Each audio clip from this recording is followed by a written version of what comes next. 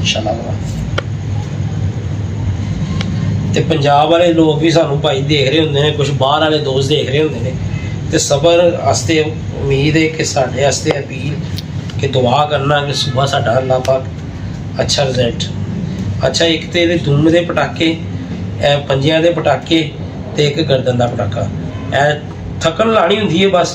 लो जी ये वेख लो मादी की कंडीशन, मतलब कबूतर अपना आप पूरा समेट लवे, पूरे दाना शाना गुलफाम भाई ने बहुत अच्छा पाया ते बाकी अगे साड़ियां नसीब।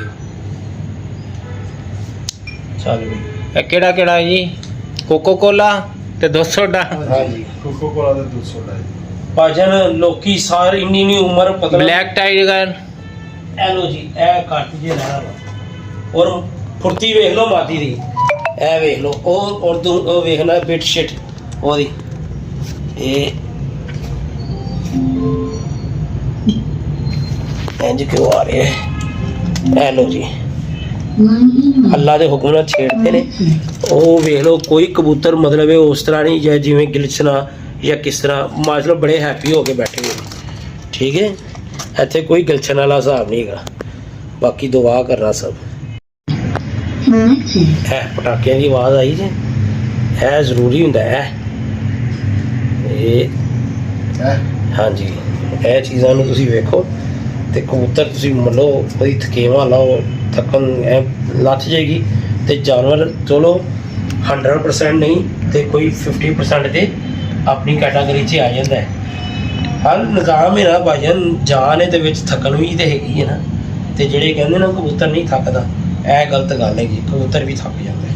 इस कप दे विच जट साहब वाले 3 पै रहे ने। अच्छा जी यूके वाले जट यूके वाला हाँ जी। नाम की भाई उन्होंने? शफकत जट। शफकत जट वाली छत।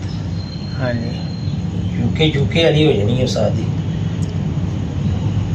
एक छत दे उत्ते ना ही यूके वाली लिखा देने। आहो लिखाओ जी, उन्होंने 3 पै रहे ने हाँ जी छत यूके वाली, प्लाजे वाली नहीं लिखवानी। हाँ यूके वाली छत। प्लाजा यूके वाली। और खुदा दी कसम है वसाख वालियां मादियां हैगियां, मैं तुहानू जैनवन गल दस रहा, ਇਹ मादियां नहीं फड़ियां जा सकदियां।